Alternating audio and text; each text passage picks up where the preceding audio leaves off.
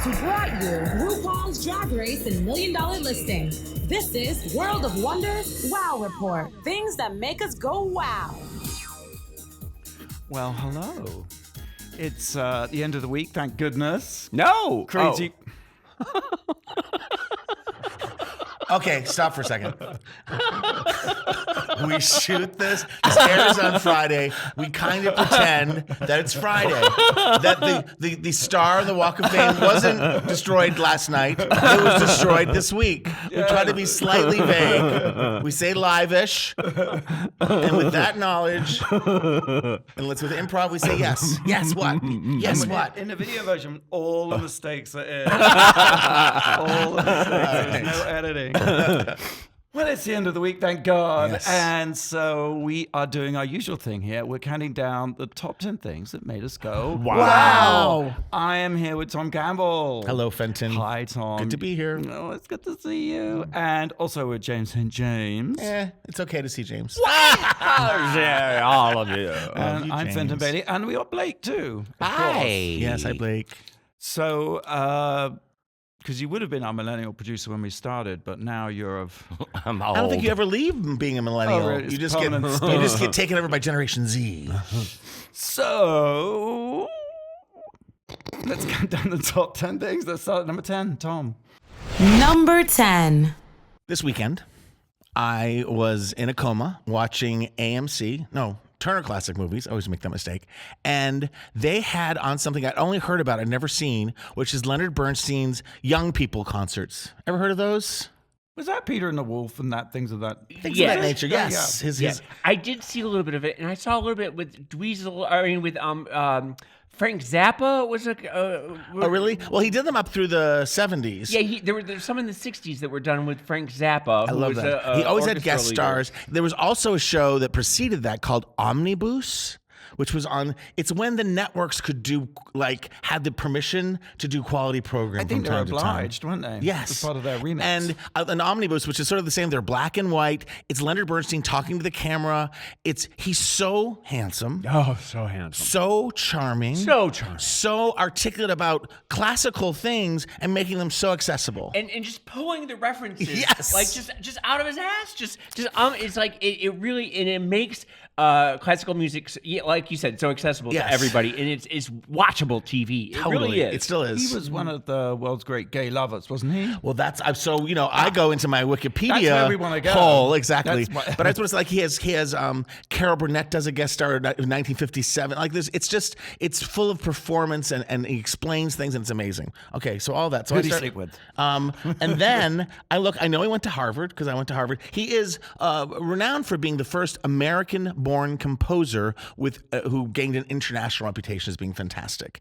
And he is celebrating, the reason that was on AMC, Turner Classic Movies, I meant. Same thing. Is because this is his 100th birthday year. He's dead, though. In August. He's dead. In August, it's his 100th birthday. And so I start going down, and he went to Harvard, and I'm not, I don't know a lot about classical music, but what's also very accessible about him is he is responsible for On the Town, New York, Mm-hmm. and Oh, he wrote that? the music for that with his roommates, like Adolph Green and Betty Comte. It's like this incredible moment in New York where everybody is like making the classical golden theater, and he's responsible with the team of all gay men of the best musical of all time, West Side Story. Yeah. Okay. Which, when you listen to West Side Story, it's so accessible, it's so beautiful, it's so melodic. You can sing all those songs; they're still famous today, and yet it is orchestrated. And it it's is timeless in a way that, and it's yeah. Who did he sleep with? Well, it's just an interesting past life because in Harvard he had lovers. They talk about different ones. There's a famous composer. I need names. Dmitri Metropolis was a lover of hers. Metropolis. He became friends with Arthur Lawrence, who went on to be big in the theater. But and he was lovers with Arthur Lawrence was Farley Granger's big love. Yes. So he had it, but then he was very prominent. He was guest at the New York Philharmonic, which he was the maestro for many years. In 1951, after an on-again, off-again relationship, he married his the woman of his wife forever, Felicia Cohn Montealegre. Sounds like a fag hag. Yes, a Chilean-born American actress. They're Chilean-born American actress. That is a beard if I've ever heard 3 one. children. There's all kinds of different reports. People said he wasn't conflicted. He was a gay man who got married. Like, that was absolutely a valid life choice. Right? Yeah. And it also was a way to sort of, like they were saying that the boards at the Philharmonic were too conservative to have an openly flamboyant gay it was a way to man. legitimize yourself. And it was the way to have children. Yeah. Which, we now can have children different ways in some states. But he did that. And then, but he was always, I guess he fucked around a lot. But he was legendary, right? he always came home, and he always, maintained the facade. And there was something, they had a huge fight, he and his wife, right before the Peter and the Wolf concert, but she was narrating and they got back together for that. You have to keep up appearances. The show must go on. But in the 80s, no, I'm wrong. In the 70s, he fell in love with a much younger classical radio station DJ named Tom Cawthron. And he lost his heart, and he left his wife, and he was with him, and it was a scandal, and that fragile atmosphere where it's okay to be, it's everyone's fine covering your secret and living with your secret, but once you find your truth, you can be ostracized by certain people. So that's what happened? A little bit. Oh. And then his wife, who, they had a real love affair, okay, good. she gets lung cancer. Oh. And he goes and leaves his lover to spend the last year of his life with her. And, after that, supposedly drugs, alcohol, any kind of sexual behavior he had became exaggerated. So he was crushed, basically. He was kind of crushed. And And his did lover he- also died of AIDS. Did he die in obscurity, or did he die sort of an outcast? I don't. It's just always been a legendary name. 1990, he was in the Dakota. He had a heart attack 5 days after retiring as a conductor. So he kind of gave up. He was sort of notorious for drinking and boozing and drugging at that point, and his behavior became erratic. And you can't help but think it's, everyone's life unfolds in different ways, and addiction, finds us whenever. But it's like, he had this magnificent public life. He gave so much, but there were all these secrets that were societally there It's so that shame probably didn't help him in the that end. someone so talented and so giving would be so punished by society for not obeying its rules. See, but I don't remember him in the '80s being in the gossip columns and being out and about and everything. I don't remember him. No, being he figure. Yeah, This is probably libelous, but I thought he slept with Baryshnikov and things. I hope so. I probably slept with everyone. He's gorgeous. And the only other thing is, they say, it's that artist plight too, that he felt he never did a project better than West Side Story, which was, of course, the late 50s. Yeah. So it's opened my mind to listen to Leonard Bernstein, to stream him, to listen to him. I think Turner Classic Movies still playing these things. And it's his 100th birthday, so happy birthday. There's also concerts and celebrations across the country. Hooray. The only reason I knew who he was is from that REM song that goes, Leonard Bernstein. That's our millennial point of view. James, number 9. Number 9. Mamma Mia, Oh, good here we God. go again. I went to go see it, and I wasn't a fan of the first one. I was not a big fan of the first. I really wasn't. No, but we've all watched We've it. seen it 100 times, yeah. On TV. I went to go see it with my mother, and as I've told you, getting my mother to a movie theater is like planning D-Day these days, so it was a big undertaking. So I went into it, and like I said, I went into it not really expecting anything, and I went into it sort of begrudgingly, and I didn't really want to see it. But after 10 minutes, you give yourself up to it. You Why really do. is this one better than the first one? Because the first one is Because Trump's in office, so anything light and fluffy is better. That's my theory. No, it is. It's very true. In the first And song, Cher. well, there is the Cher the Cher factor, yes, but it's just. At one point in the You're movie, shaking. Are you about to cry? Or well, I did cry a number of times in the movie. At one point, there's 1,000 extras spinning on a Greek island in boho chic outfits, and everybody is just singing. What's the Dancing Queen again? Again. No, but this is Dancing Queen times 100. It's on steroids. They've like really pumped it up, and this. I mean, it's like there's no way to not love it. I love the way they just use the same old songs. Well, that's why they use them all in the first one. Well, and they sort of ham-fistedly shove them in. They shoehorn them in a way that is. But really, do you recognize most of them, or does it matter? Well, because they used all the good ABBA songs in Mamma Mia. No, but they now Mamma Mia 2. Again. Well, a couple. I looked at the track list. You tell me. Okay, well, there was a new song called "I Kissed the Teacher," which we'd never heard before. Which starts it off. It's the first song, and you're thinking like it's a song about like a teacher and a student kissing, and you're like, in 2018, do we really need a song like this? And she's singing it to the female teacher, and you're sort of like to give it a twist, but it doesn't. That was when I was like begrudgingly I get me out of here. Get me out of here.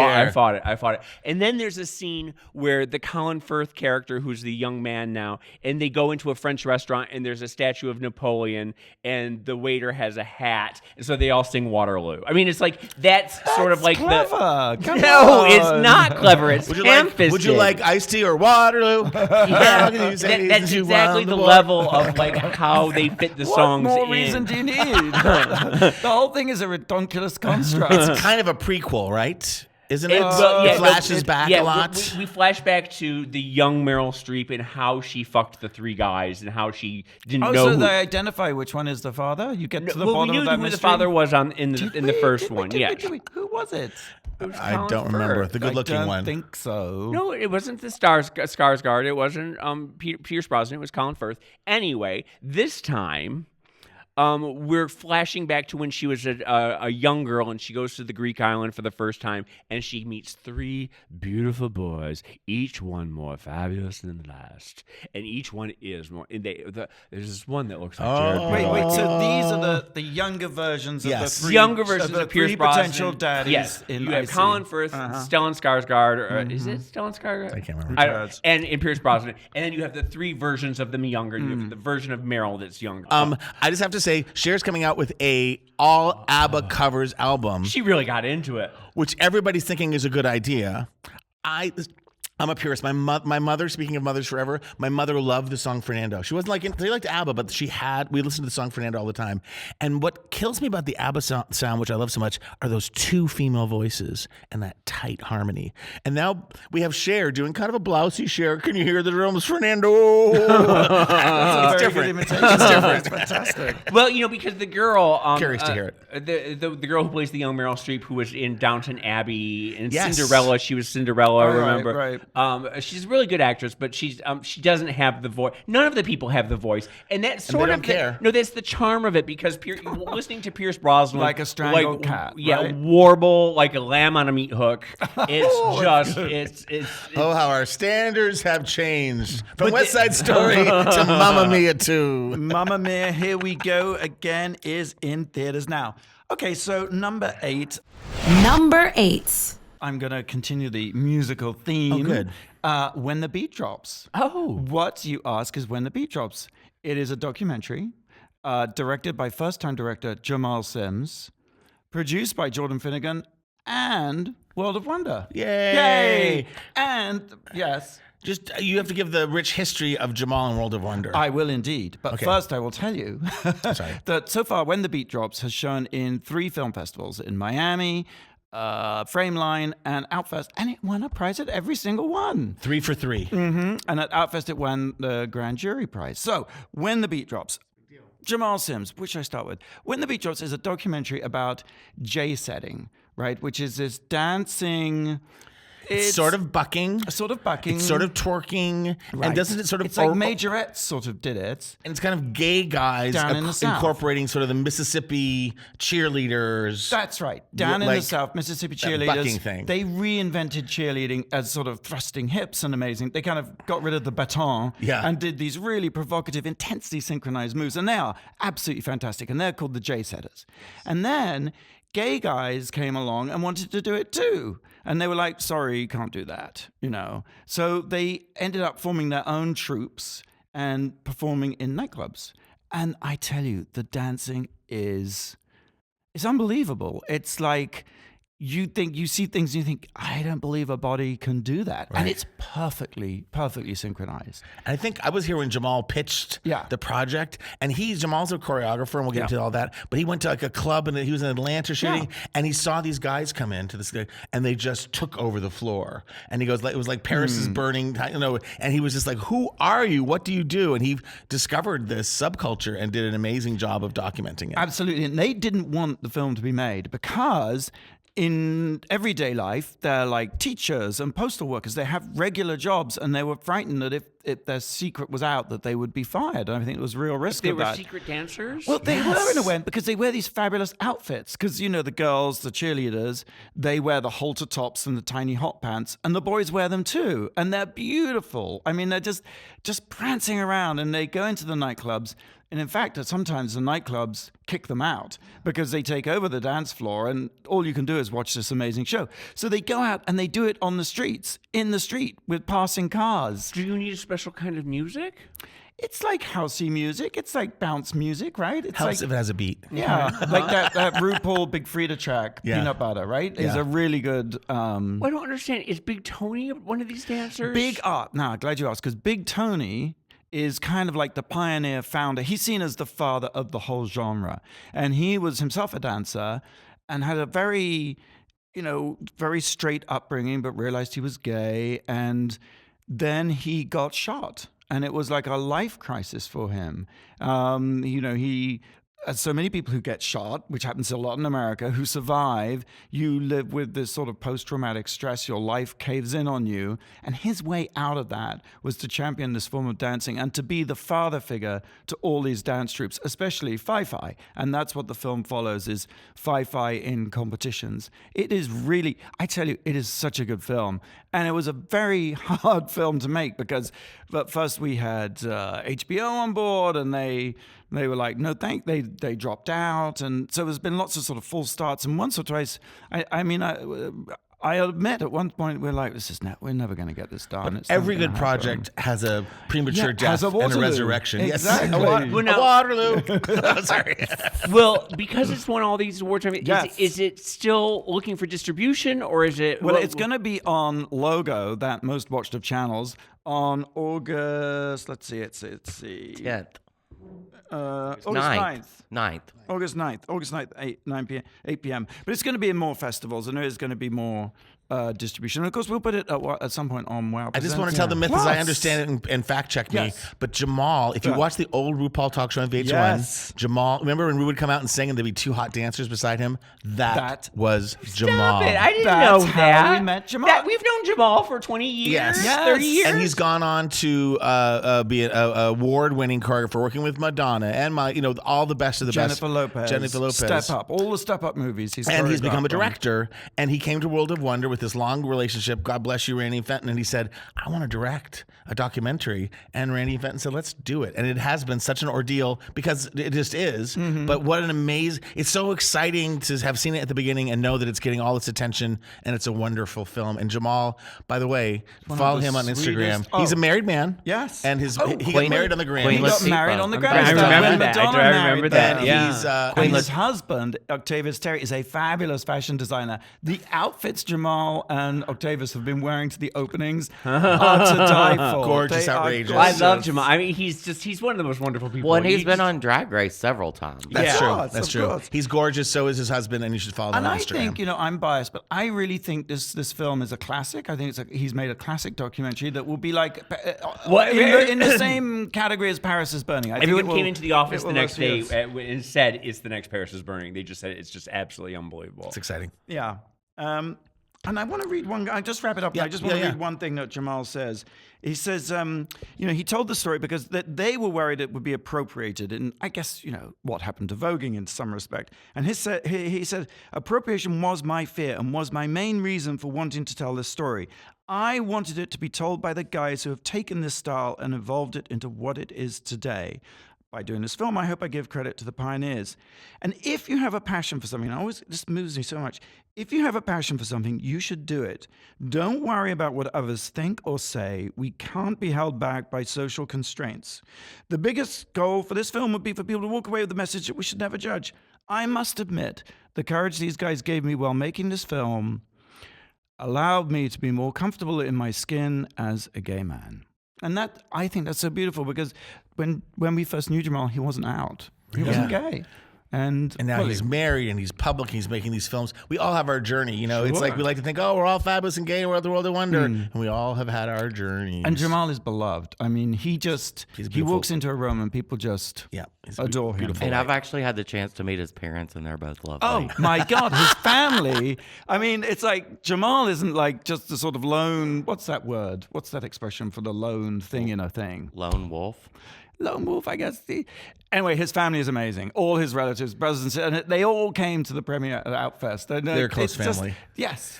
Name of the documentary again. When the Beat Drops. Yeah. Premiering August 9th, 8 p.m. on Logo. Please do watch it. Okay, time to take a break. But I'd like to remind you about the World of Wonder quarterly drag box just before we do. It's a collection of curated products designed for your inner drag queen and shipped to your door. Sign up at worldofdrag.com. Worldofdrag.com, perfect gift. Very smooth. So I thought, we'd do trivia questions all about Abba. How's that? I love it. Okay, so Cher's doing an Abba covers album. Yep.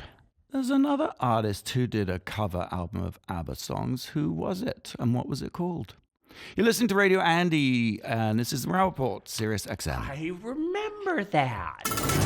You're listening to World of Wonders Wow Report.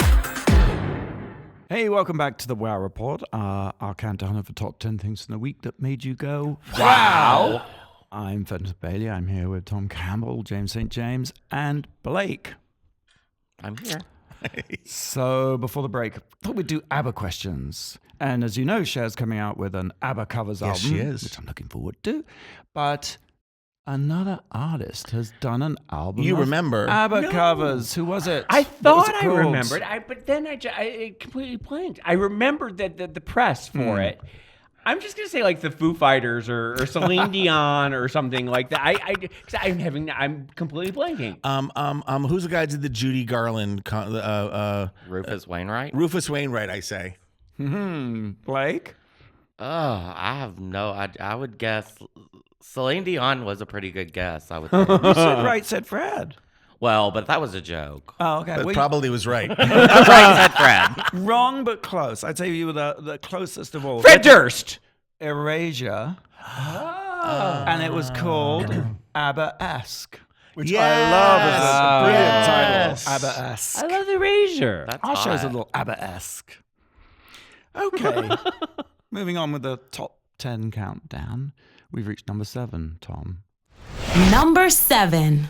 There's a lot of hot television, right? Anything Reese Witherspoon's in. Westworld, a very edgy, important television that's changing the universe. It's streaming as we speak.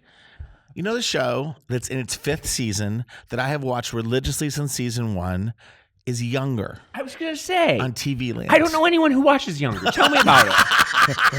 Have you ever seen it? Me and a bunch of grandmothers. No. I love Nico Tortorella, who I will brag, I said years ago before we even worked with him, based on watching him on the show for a season, that one, Nico Tortorella, bring me him. We did. He's still on, and he's still charming. You know, it's a simple premise. If you know, celebrate with me. If you don't know, I'm educating you. Yes. I do know the premise, but when you tell, how do you stretch it out to 5 seasons? Okay, here we go. Sutton Foster, Broadway baby, who's a wonderful actress. She, who looks very young, she's 40. She gets divorced, is the premise, and she can't get a job in this ageist world. And someone mistakes her for a millennial. And she gets a job as a secretary at a book publishing company, and she lives a lie. And she lives with her friend Debbie Mazar, who knows that she's older but is friends with her. And Debbie Mazar plays a lesbian. And Nico Tortorella is this hot tattoo artist in Brooklyn, and they fall in love, but she has to lie to him. And Hilary Duff is her coworker, and she has to lie to her. And she has a boss who's played by Peter Herman. Peter Herman is the most sexy, handsome, kind of dark and quiet guy. He is married to Mariska Hargitay, and I think he does Tide commercials. But that's all I know. But as much as I love you, Nico, and it's a forever thing, my heart is now also with Peter Herman. But what they have done, it's a Darren Star production. And there's many, many fabulous writers, but I'm going to call it the name of Alison Brown, who I went to college with, who's fantastic. And they have figured out a way in its 5th season to twist and turn. And it's with commercials, it's like, which I fast forward through, it's like 20 minutes of content. It's crazy how little. But so it's a very frothy, very Sex and the City kind of show where it's little vignettes and little tiny scenes. Doesn't the premise wear thin? Someone finds out at the end of episode 1, the relationship falls apart. There's other characters that fall in love. They really do a beautiful job. The other amazing actress in it, who's a Broadway, is Miriam Shore. Do you know who she is? She's just hilarious. She plays the book publisher who's not a millennial, and she's very awkward. And there's her picture. She's from Broadway. She's done a million things. But and she was in Hedwig originally. She was the girl in Hedwig. She's just amazing. So there's a lot of like New York actors and Broadway people, which make it separate. It's like Crazy Ex-Girlfriend. That same type of. And it's so light. And I used to watch it with young Adam, and we would laugh because they made this was TV Land's, because they did like. It's a big hit though, isn't it? It is a big hit, and it changed their demo because it's much younger, and it is trying a little hard, but so did Sex and the City a little bit. Oh my God! Don't even. But they used to have bumpers going in and out of like, tweet us. Post us, hashtag us, TV. They were trying so hard. They were trying so hard to like, come on, old people, come. Like they're clearly trying to match their 60s demographic with the 20s and 30s and 40-year-olds that watch.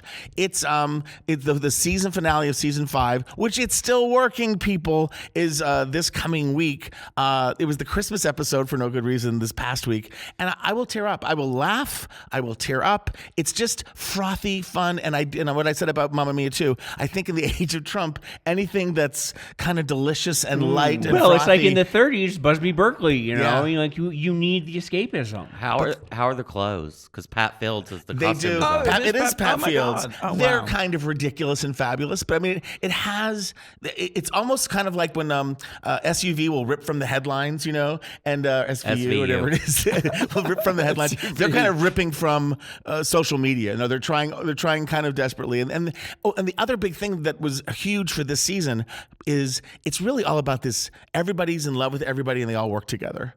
And since is it fluid? There's some fluidity, right? And because that's very much a Nico thing. But Nico's very straight in this. Oh, but really? Yes, season 4 to season 5, Me Too happened.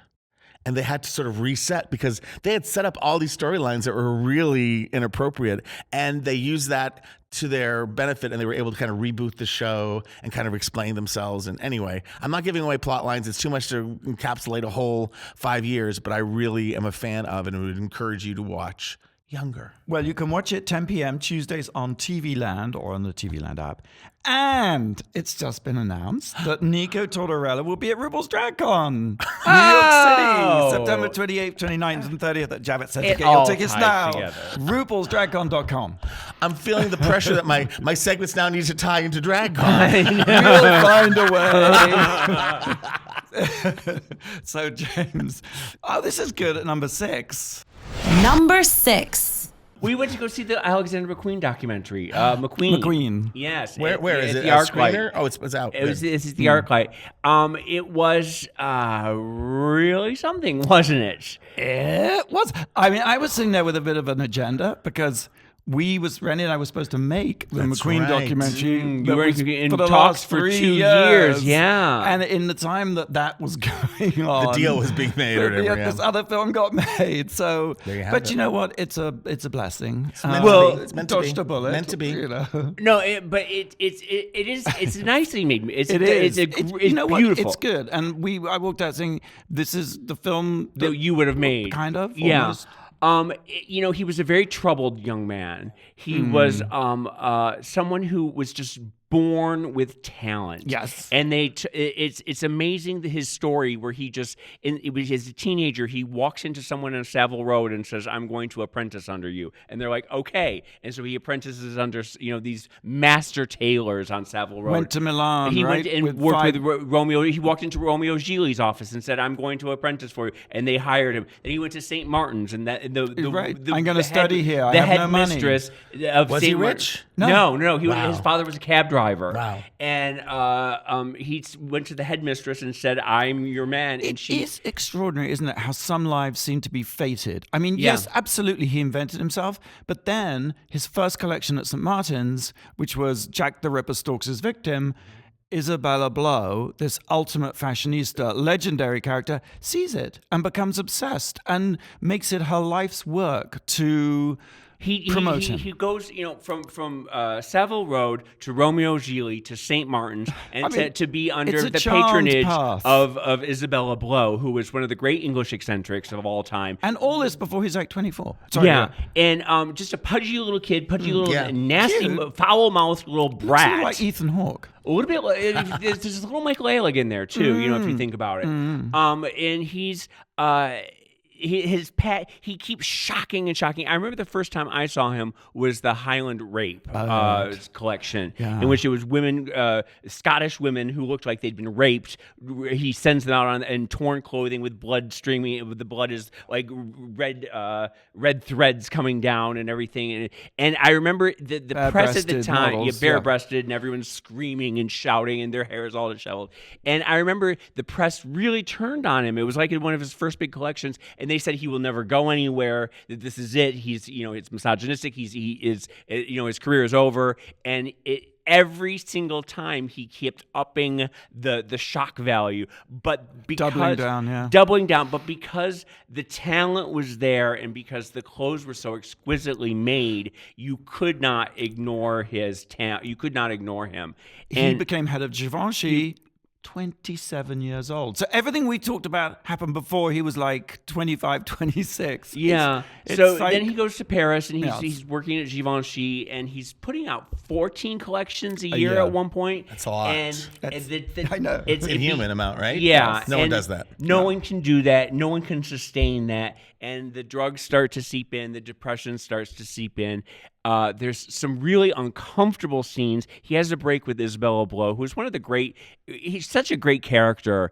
And her husband is telling the story about how I feel she needs a film. She really does. The thing that they talk about how Isabella Blow committed suicide. I was going to say but he committed suicide. He committed suicide. She committed suicide. His mother died, and then Isabella Blow committed suicide. No. Not to correct you, but Isabella Blow committed suicide. 3 years later, his mother died. On the day of her funeral, he killed himself. Yeah. So, but Isabella Blow's suicide, though, is interesting because it's grotesque. It's grotesque. Well, first of all, she tried to commit suicide a couple weeks earlier, where she tried to jump off, and she jumped off a freeway overpass. Yeah, jumped off a freeway overpass. Changed her mind. And then as she was clinging on, it ripped all of her fingernails off, and then she broke her. No. But the takeaway is that she drank weed killer, it gets even worse. For 5 days rolled around in extreme agony before she died,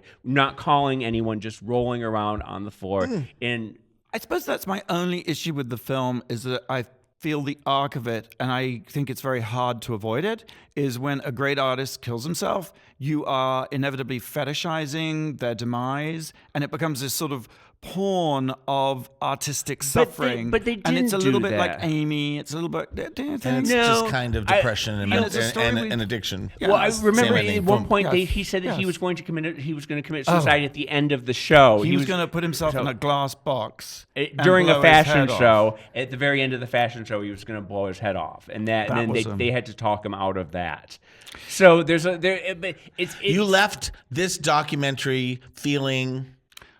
I felt I was a little crestfallen, I think, but not through any fault of the film. It's just I'm curious story. what feeling it left you. But James, you went to the bathroom at the best moment of the film, which is always happens. You have to go to the bathroom at the best moment. One of his shows, 13, had robot robots from car manufacturing plants that painting white dresses. The model is there in a dress, and at the end of the show, the robot arm starts spraying her dress. It is such a transcendent moment. Well, you know, we ripped it off for Drag Race one season. We had a photo shoot like that. Yes, that's the emotional. To me, that was the emotional high point. Whereas the suicide. No, but his legacy is that he was able to incorporate technology and sort of move fashion into the future in a way that hadn't been done before. And so much of what he did with Lady Gaga and all that, the armadillo shoes, the armadillo shoes, that last collection of his, the Play-Doh under. I'll just say that a few years ago I saw his exhibition at the Metropolitan Museum, which had the video of it was none of the death. Right. All of the art, but and it was the best thing I'd ever seen. He did the Kate what's the model? Kate Moss. Yeah, he did the Kate Moss floating as a hologram. He did Kate Moss floating as a hologram. Yeah, that was beautiful. And he just managed to do these things groundbreaking. What about the Voss show where the models are behind glass as if in an insane asylum and there's an unexplained box in the middle? Oh, it's a two-way mirror so that the models can't see the audience. Right.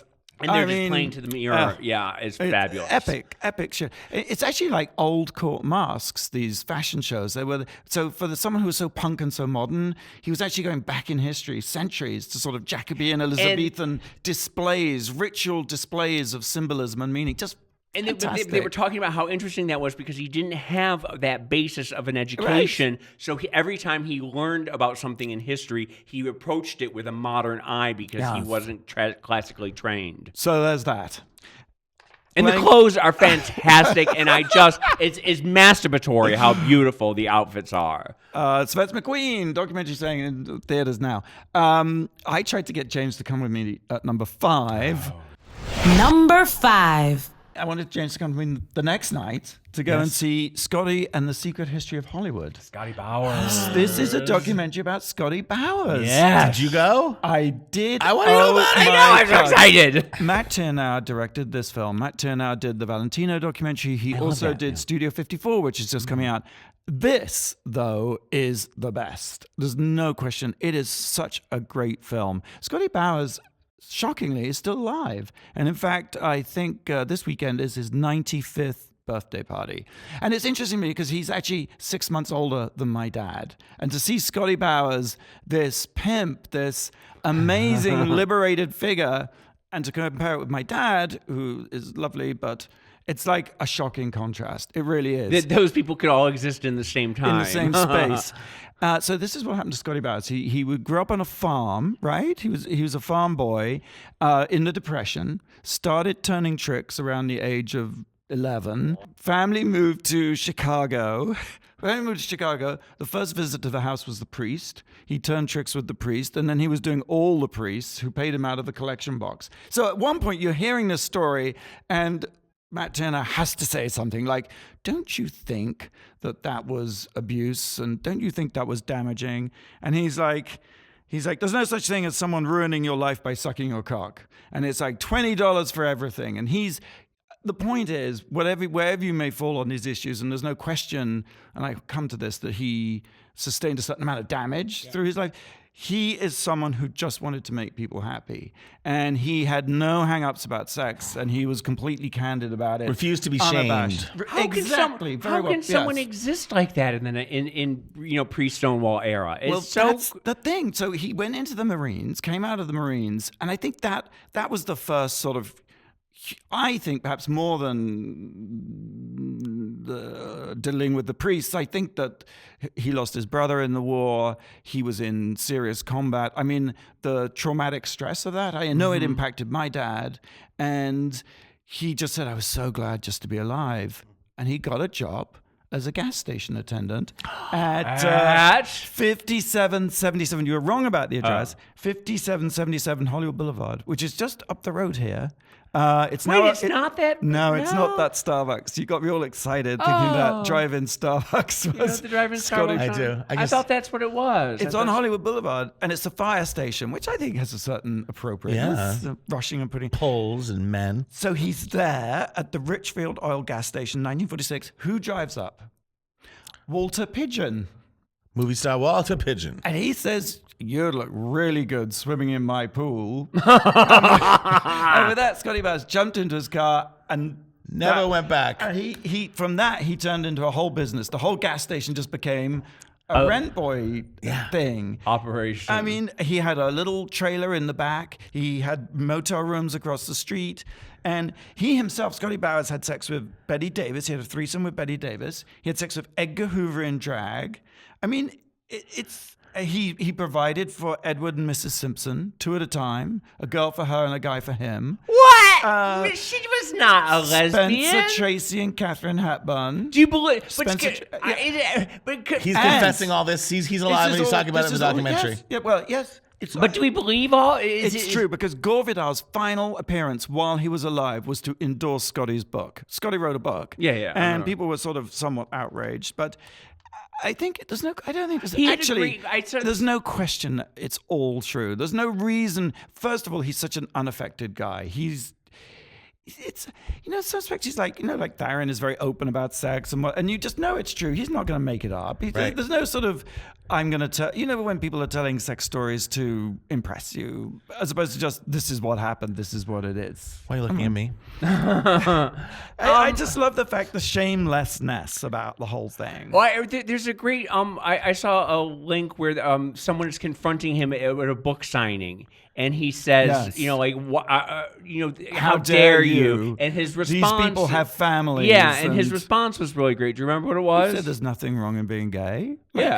Because guys, but he says, "But thank you anyway." Yeah, there's no shame in any of these sex acts. No shame in his game. Yeah. Yes. I love it. Exactly. And everyone has sexual desires, and it comes out. You also can do that once. It doesn't define Betty Davis. It's like it's sexual encounters. It's fabulous. The whole thing is, this is about humanity. This is about people as real people. You think of these stars as. Who did Betty have the threesome with? Well, Scotty Bowers was one of them. I don't know. Was it a woman or a man? I don't know. But then there's also real tragedy in his life. But there's no question he made people fabulously happy. Beach Dickerson, an actor, I guess, he left 3 houses to Scotty. And a cinematographer bequeathed him his Oscar. So, it's like... But he really... So he was bisexual. Or he's, God he was bless him. trisexual. Try anything. Hey. I love that. So you recommend seeing it? Scotty and the Secret History of Hollywood opens today at the ArcLight Hollywood. I'm going this weekend. August 3rd, IFC Center in New York City. And it's rated 100% fresh on Rotten Tomatoes. 100%. Yes. God damn. It really is fantastic. It really is fantastic. Okay, back to Abba, because we got to take a break and got a question for you. I'm so upset about the Duchess of Windsor. Why Process it during the break. did Meryl Streep take the role in the original Mamma Mia? Why did she take the role? Yes, why did she take it? That's my question. Okay. Listen to our report, Radio Andy, SiriusXM. You're listening to World of Wonders Wow Report. Welcome back to the Wow Report, our countdown of the top 10 things that made us go wow. I'm Fenton. That's who I am, and Hello. I'm here with Dom, Hello. and James, Hello. and Blake. Hello. So before the break, the question was because we're doing ABBA questions this week. What was it that made Meryl Streep take the role in Mamma Mia the movie? She was the president of the ABBA fan club. Was she? That's Blake's answer. James. She was down on her luck and she needed some money. Yeah. She hadn't been offered a role as a 30-year-old woman for 30 years. Meryl Streep bitch. was a fan of the stage show after seeing it on Broadway in September 2001. When she found the show to be an affirmation of life in the midst of the destruction of 9/11. And that's what we're saying. How Yes. it's It's true. in Trump era. The Broadway ads, which ran forever, were like, throw away your Prozac. Mamma Mia is the feel-good comedy of the Well, year. exactly. No, I mean that was post 9/11. Yep. This is post Trump. Yeah. So I was mostly right. You were the closest. Yeah. Without going over. Yeah. Number 4. Number 4. One word. Insatiable. It's a new TV series on Netflix. So far, 1 minute and 15 seconds of a trailer has been released, and it is causing the huge amount of controversy. Premise is 13 one-hour episodes. It's a comedy. It's set in a high school. High-profile actors also attached are Alyssa Milano, Art Marin, and it's about. Did you ever think we would live in a time where a high-profile actor, Alyssa Milano, would be in the same sentence? That's for another show. And by the way, yes, I did. The premise is that there's this girl in high school. She's really overweight. The actress is wearing in the promo a fat suit, and you see that people, her friends, the mean people, are writing "fatty Patty." She gets, and this is all in just 1 minute 15 seconds. She gets hit in the mouth by like a burglar or something. So while all summer long her jaw is shut, so not only did she lose her summer, she lost 100 pounds, and she comes back to school that fall a hottie patati, and she could join the cheerleaders, she could join the geeks, she could join whoever she wants, but she decided instead to get revenge on all of the awful students that picked on her when she was heavy. That sounds good. No, okay. Well, two points here. Just one thing is that the controversy, and then we can talk about it, is that women and groups are saying you are creating the wrong idea about body positivity, that we should accept her with her curves, and that someone has to be thin in order to be beautiful and accepted. Is a horrible thing. And there are like thousands of people saying to Netflix, that's not sponsor driven, to take this show off the air before it even airs. James. Well, okay. In the past, this has been a rich minefield for people to do this over and over. If you think about Friends, Courtney Cox, the backstory and flashback was that she was super heavy. And people loved it, thought it was hysterical, and put Courtney in a fat suit, and it got laughs every single time, and nobody ever said a thing. But these are different times. These are different times. There was also a movie in the 1970s that Joan Rivers wrote and directed, starring Stockard Channing, called The Girl Most Likely To, and it was more of a high school reunion. So she was going to her 10th high school reunion, and she had plastic surgery. She had plastic surgery. It's very Joan Rivers. She had plastic surgery. She was a dump. She was a whore. She was ugly. No one liked her in high school. And then she became beautiful, and she went back. And I think it's a murder mystery. Yeah, she kills all the people who were rude to her, which I love. Then the tide changed because by the time you have Shallow Hal, right? Yeah, with Gwyneth Paltrow. Jack Black, yeah. People were like a little bit, don't know about that movie. But the idea of an ugly duckling story is something that has been around for hundreds of years. Someone who was once an outcast is now the most wanted person in the world. And how is that? How can we not do that story anymore?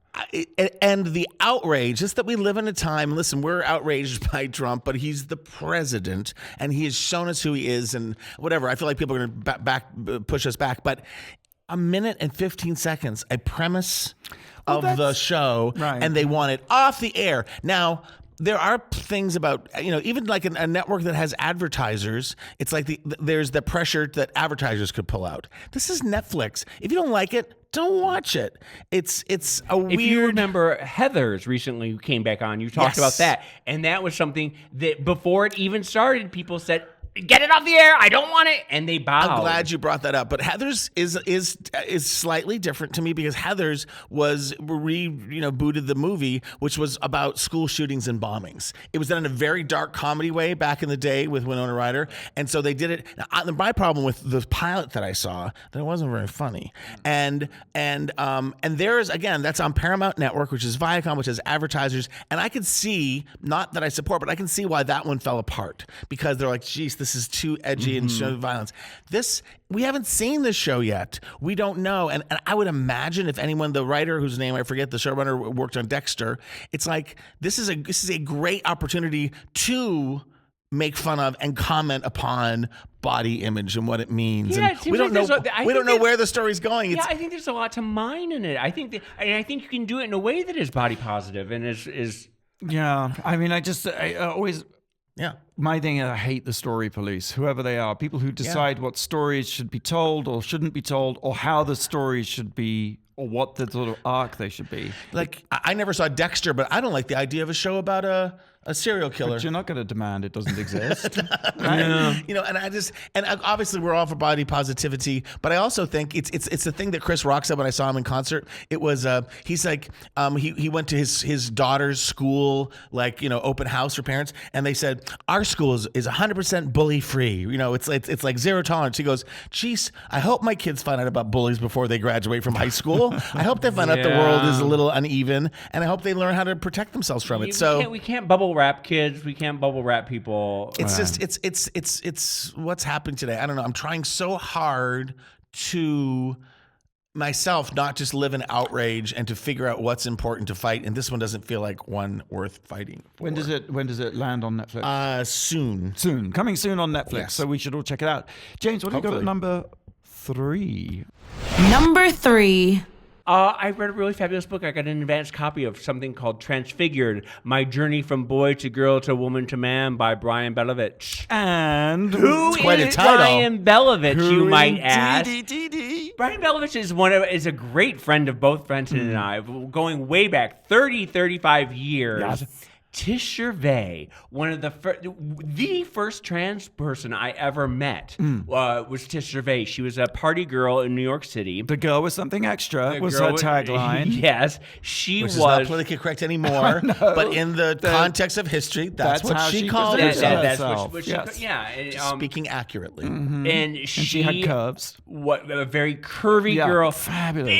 big boobs, big ass, big brown, blue eyes, brown eyes. I don't remember. Gorgeous. Just and hair and just stunning And the age- life I of the like party. her already. Yeah, the life of the It's party, the really life of fun. every single party. Well, this goes into her story, which I didn't really know. She was, and it's lurid. It is tell all. She was a prostitute in the 70s during Studio 54. There was a club called, I can't even remember the name of it, but it was where a lot of trans sex workers went to. It was in a hotel, I think. She had a pimp who was a boyfriend. She had a heroin problem. There's a theme to this episode. This is all in the 70s that I had no idea. When we met her in the 80s, she was a friend of Michael Musto's, and she was with the Downtown Dukes and Divas with Gabriel Rotello. She was a singer. She would perform, and she would do like little Jane Mansfield numbers and everything. She came out. I remember one time she had balloons in front of her boobs or something. She's just absolutely fabulous. But there's a lot to chew on in this. She goes into a lot about her drug addiction. Later in the 80s, she had a crack problem that I didn't realize. I didn't know that. And it was really bad. It was she tells one story about how Musto is on stage and she's supposed to, like, he's singing and then but she's in the bathroom stall sucking on the crack pipe. And she, like, it's her cue, and they're like, and Tisha, and she's like still going, and like, Evil crack. Evil crack. And the sexual situations that you find yourself in when you're doing crack, which I remember because I know a lot about that. And it's told with brutal honesty, and The title is quite interesting, isn't it? My journey from Well, boy to I buried girl the lead. to woman to man. Well, I buried the lead because she was born male, became trans, and then has since gone back to being a man again, and now lives as Brian. And there's a lot of because of she's a product of her time, and she never really had self-acceptance and self-love and all of that. And she talks about it and the conflicted feelings she has about gender and everything. It's really explored in a masterful way. It's really beautifully written, and it's, like I said, it's a hard book to read. It's as most addiction memoirs are. But how is Brian today? Brian is fully actualized, I believe. See, I think that's what I love about this title here. I haven't read it, but it's My Journey from boy to girl to woman to man. Yeah. It isn't like I made a mistake, I changed back. No, it's no. it's an evolving, And it's not emblematic of a process. community. It's my story. And I think I'm misgendering sometimes because to me, Brian will always be Tish. That's how, when we knew her yeah, as Tish. and right? it's hard for me to let go of Tish, but I think that Brian has, in a way that a lot of older people.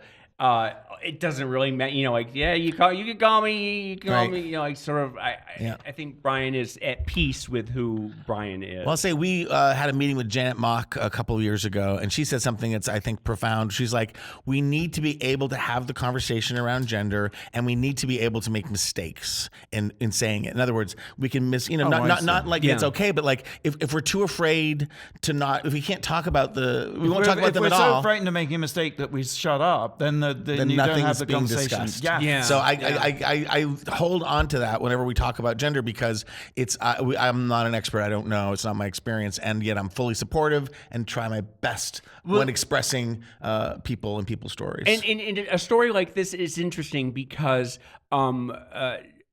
Tish and Brian, they're such.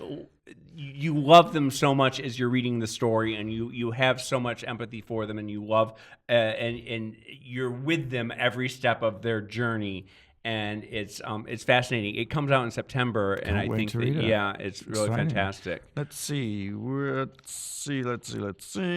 Transfigured: My Journey from Boy to Girl to Woman to Man by Brian Belovich. Available now for pre-order on Amazon, and you'll get it in, I think, early September. Hey, I just want to. This is just for the video only. Well, because remember, we went to go see went to go see Brian when he did a one-woman show, a one-man show. About 15 years ago. It was at the HBO space. Oh, and yes. He was doing...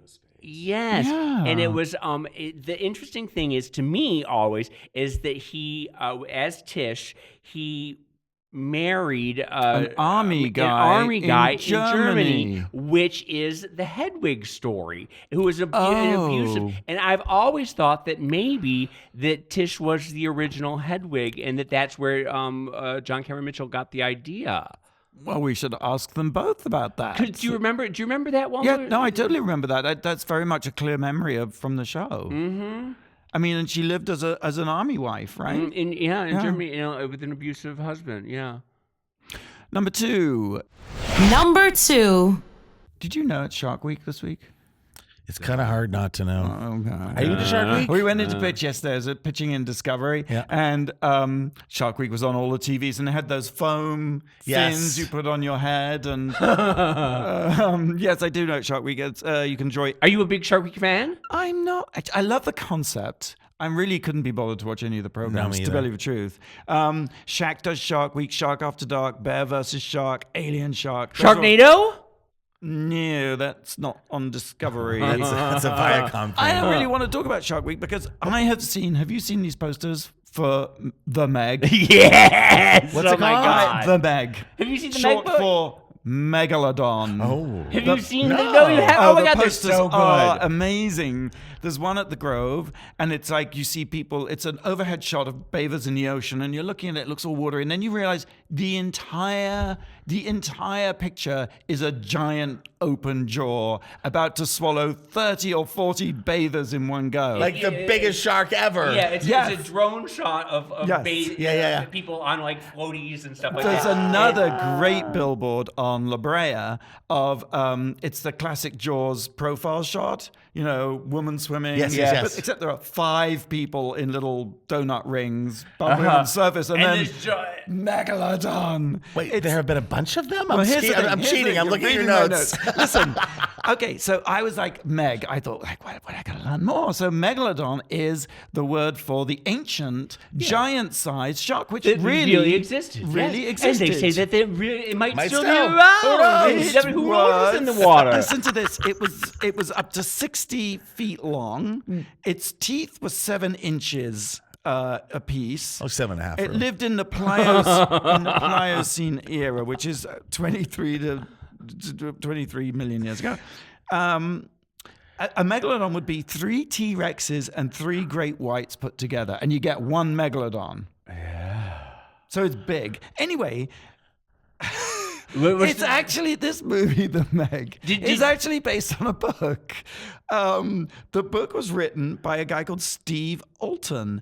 Like 21 years ago, he wrote this book, and it was a huge success. So he wrote 6 sequels: Meg, Primal Waters; Meg, Hell's Aquarium; Meg, Origins; Meg, Night Stalkers; Meg, Generations; Meg, Purgatory; Meg Ryan.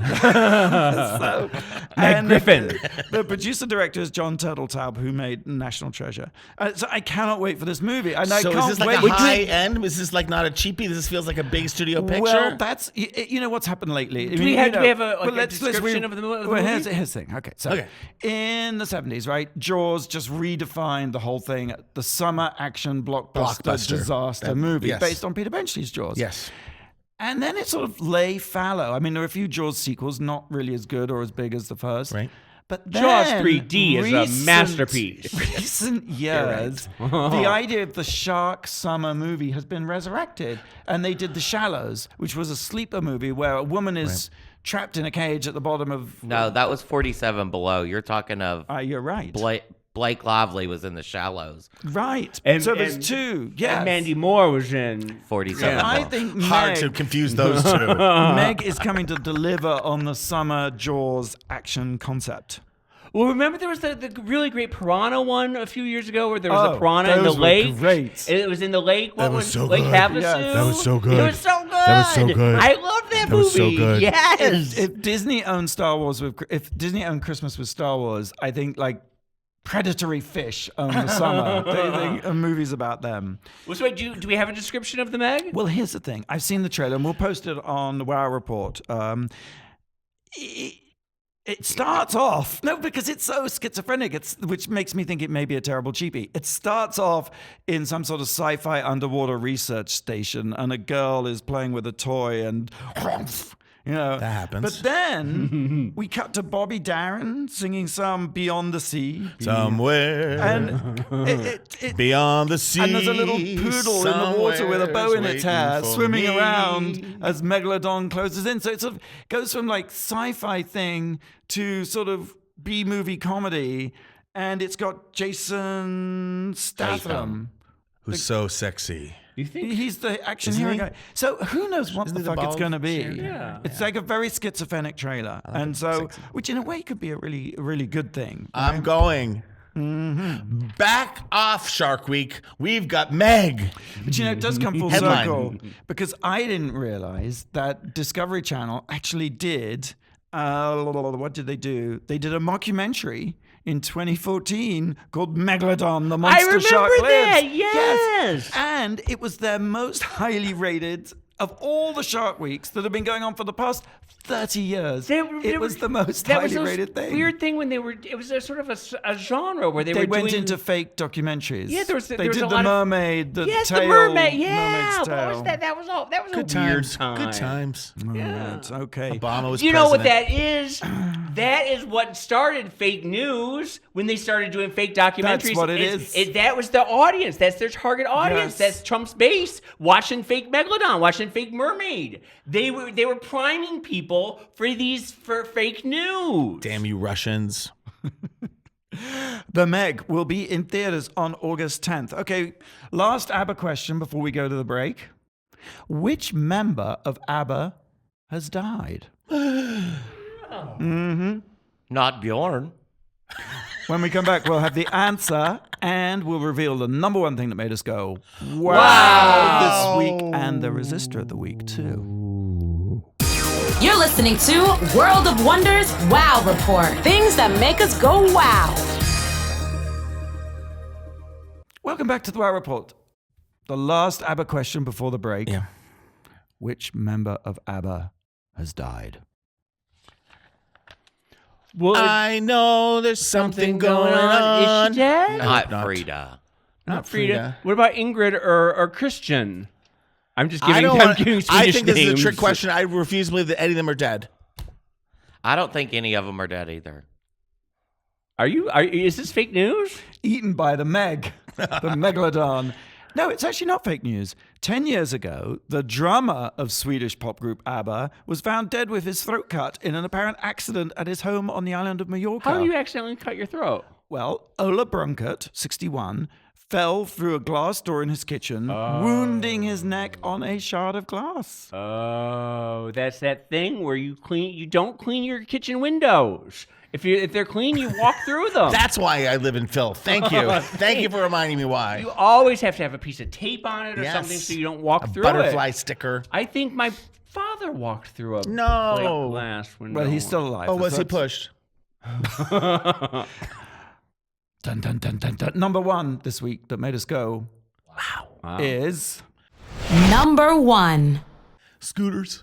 We're just going to talk about scooters. Birds on the Boulevard. Scooters. Yes. Yeah. Have you seen them? I mean, they're everywhere. Well, how in LA. could you not see them? My goodness. I had a friend visiting from out of town. He wanted to go through Boys Town, and I was just like overwhelmed by the number Did you of, do it? of Did you scooters. do it? No, I know. I can feel the scuffed shins just looking at it. Your center of gravity will not hold. What do you think of these things? They're everywhere. They're in big cities. You're supposed to wear a helmet, but No one does. Exactly. And so far, there haven't been any deaths, but it is surely just a matter of time. Did you see that there was an uprising in Beverly Hills yesterday in which 1,000 people on scooters came to as part of the resistance, and they were protesting something, and everybody converged on this one area. So it's a mob and then when the scooter police thing? came, they all just left the scooters and ran, and there was something like 1,000 scooters sitting on like rodeo. Well, a lot of communities are outraged by these scooters and have been going around like cutting the brake wires, and ripping off the house. Yeah, I mean the amount of it's sort of Scootergeddon. Well, it's the notion. I mean, first there were the bikes, right? The city Yes. Which I just don't. But then you had to sort of put them into their little cradles or whatever. And then now it's like with the scooters, you can leave them anywhere and they can find them on the computer. And that's that was the the problem, problem. that they're everywhere. It's like Pokemon Go. They had the same problem in Yes. China. They had the same problem in China. Mountains of bikes. And yes, it is like Pokemon Go because you can be a charger or a bird watcher, which is someone who goes around. Different kind of bird. Yep. Someone who goes around and picks them up and charges them at home, and they get paid. You can be a charger.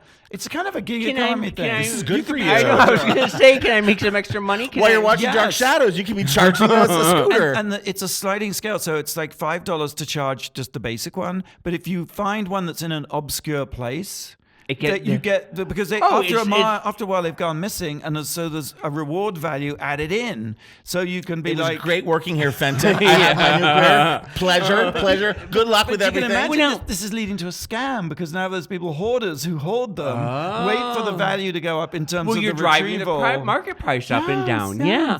Well, my niece went the other day. Went from Venice to Santa Monica, and I know that you're charged by the minute, right? Yeah. It's got it. I mean, doesn't it start to add up after a while? Well, Venice and Santa Monica are like literally right next to each other. But if it's still 25 minutes, I mean, how much? I don't know how much that costs. Maybe I should take one a little bit. But in West Hollywood, there are all these boys and girls, but these girls with like beautiful manicured toes and little flat like Grecian sandals. It just looks so unsafe. Like this, like having to like pivot or put your foot down. Yeah. And then there was like hot guys and like two guys on a scooter. I mean, I've seen the two guys ones always turns me on a little bit. It's very sexy. I am of an age now where I fear anything that moves. Oh, that's just it. I know that if I do it, everyone's gonna be like, "Oh, look at Grandpa! Here goes Grandpa on the scooter, scooting Grandpa." You do drive the electric car, so a scooter is a slight upgrade for you. It'd be a little bit bigger. You'd have a back Dare seat. you? I love You'd my have smart a back car. Seat. You'd have a back seat. I love my smart car. I don't think we've heard the end of this. I think there's going to be trouble.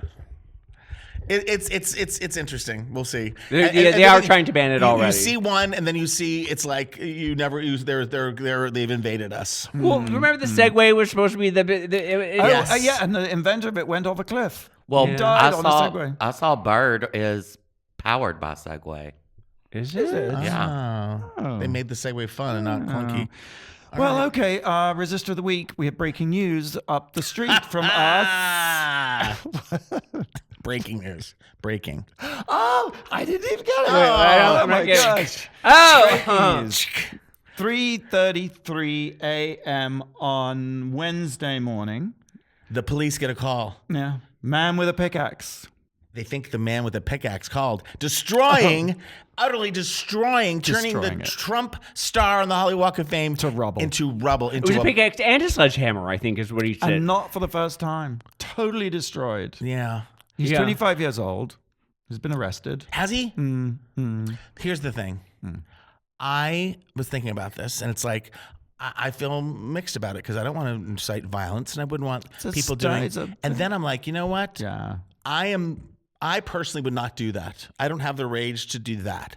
But God bless people who do. And I think of the Boston Tea Party. This is a political statement, right? This is someone who's saying, I'm sick and tired, I'm not going to take it anymore, and crosses over the line and does something illegal out of protest. And isn't that why this country was founded? And God bless this man. And also, God bless him, because we know that it's up to the star to maintain the star. So Donald Trump has to pay for it to be repaired. So he has to take some of his hooker payoff money and allocate it. He's going to get a check or cash. A shell corporation to pay for the star. And he's going to get China to pay for it to reimburse the farmers. He should build a wall around it. Star Wars. Yes. James, did you want to do a little shout out? Oh, I did just want to say that our thoughts and prayers are with Demi Lovato, a woman we love who's come to the Wow Report. I mean, she's been on Drag Race. She's been on Drag Race. She's someone that we really just love to pieces, and she's going through a hard time right now, and we just want to give all our support. And, we talk about all like the Whitney and the so many people, not just celebrities, but people go through drug addiction, and I hope it helps by her being open and asking for help. But man, it is a deadly disease. So I'm sure when she came around and she realized that it was international news, that's a hard thing to... it's hard to stay sober no matter what, and it's hard when you're a celebrity. So I hope her family's around her and we send her love and healing. Please, yes. Love you, Demi. Well, that's all we got time for, I'm afraid, this week. Coming up on Wow Presents Plus next week, that's our $3.99 a month subscription service. Yeah. We've got new episodes of Miss Cracker's Tutorials, Drag Tots, Follow Me, Arja's IO Insist, and more. So sign up at wowpresents.com. Thanks for tuning in. Thank you. Same time, same place next week, guys. Go out. Until then, out go.